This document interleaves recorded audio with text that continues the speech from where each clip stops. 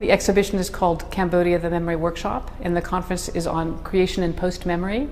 And both the exhibition and conference are part of a citywide festival in New York called Season of Cambodia. The whole idea came out of a series of workshops that we created in Cambodia, engaging Vann Nath, one of the 7 survivors of S21, the Tuol Sleng prison, and young emerging visual artists to really kind of connect and create that expressions of the atrocity that had happened to Cambodia, but in their own way. Post-memory concerns effects and troubles linked to crisis or to mass murders of the preceding generation. For me, it was in relation to the Holocaust first, but then it became a notion that other people found resonant for other kinds of historical events and other historical catastrophes.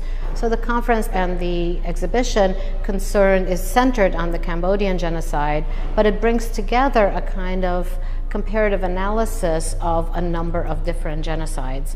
Now, I want to say right away that I don't think those situations can be compared. But there are some structures of remembrance that in our global world travel through and bridge some of those distances very well. We want to give a future for our country.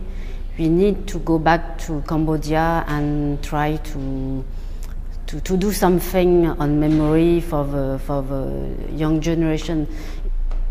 So I was there when the Khmer Rouge arrived, and all these periods are still inside me, so I have to work on this. I have the experience of 5 years war. When I was 13, a young soldier, Khmer Rouge, put his AK-47 on my head, so all these feelings are still alive inside me, so I talk about this.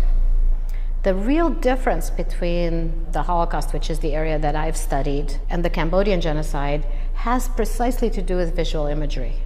The Holocaust was probably the most photographed event of the 20th century. That's not the case for Cambodia. I mean, what's survived are the photographs of the prisoners in the S21 torture center that were taken by perpetrators, and the victims themselves had to produce an image archive that wasn't available. Vann Nath, who was the painter, really came in terms of more like sharing what he have lived through to this new generation who didn't went through at all.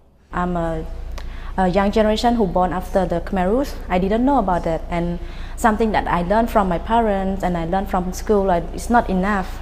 But when I attend the workshop, I feel like, wow, it's not something that is normal, but it's something that, how can you move on without knowing your history, without knowing what has happened to your country? The first is they look all the archives, not just on the Khmer Rouge regime, but what they want about our culture, about our history.